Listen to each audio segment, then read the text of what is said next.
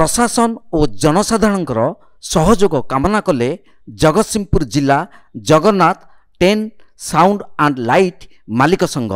Light गाड़ी को प्रशासन डीजे गाड़ी बोली कही अनेक समय रे अंकुश लगाउछि बोली आज स्थानीय राहामा बजार स्थित मंडप रे आयोजित सांबादिक सम्मेलन रे प्रकाश करिसेंती एहार सभापति। आम जिलार अनेक साउंड लाइट व्यवसाय लिप्त थिबा युवक माने क्षति सहउछंती। आमे लाइट गाड़ी रे कंप्लेन नंबर देबू। जनसाधारण को आमे अनुरोध करूछु कि जेउठारे आपण एही गाड़ी उच्च स्वर रे कार्यक्रम परिवेषण करुथिबे आपण तुरंत एही नंबर रे कंप्लेन करंतु। आमे सेठारे अल्प समय भितर पहुँचबू बोली सेमान प्रकाश करिसेंती।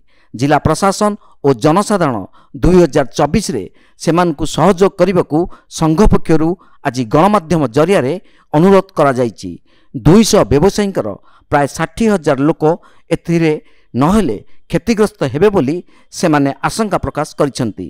आ सबुठ बड़ कथा होची हमर जो लाइट साउंड गाड़ीटा को डीजे बिली जो प्रशासन कहीकि हमको हैरान करुच्ची आमे चाहूँ से डीजे आख्या आमर नाही से लाइट आउ साउंड प्रशासन एटा बुझू। आ द्वितीय कथा होची आमे गोटे आम कमिटी आसोसन तरफ आमे गोटे हेल्पलाइन नंबर आम सबू गाड़ी नंबर लिखा होची जे आपण माने चाहिए प्रशासन चाहिए आम समस्त जनसाधारण भी कहूँ जे समस्ते सहयोग करूँ। जदि आम तरफ किसी भूल रुहे आम भाई मैंने किसी भूल करती ताहले आपण माने से हेल्पलाइन नंबर सांगे से फोन करेंगे आम 5 मिनट 10 मिनट भितर जाकि पहुँचबू और समाधान करूँ।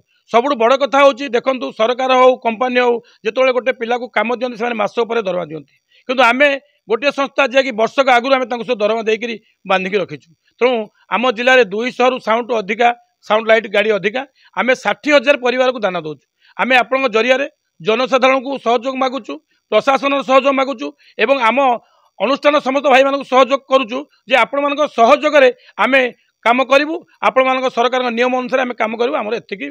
जगतसिंहपुर रीता साहू को रिपोर्ट तीर्थक्षेत्र लाइव।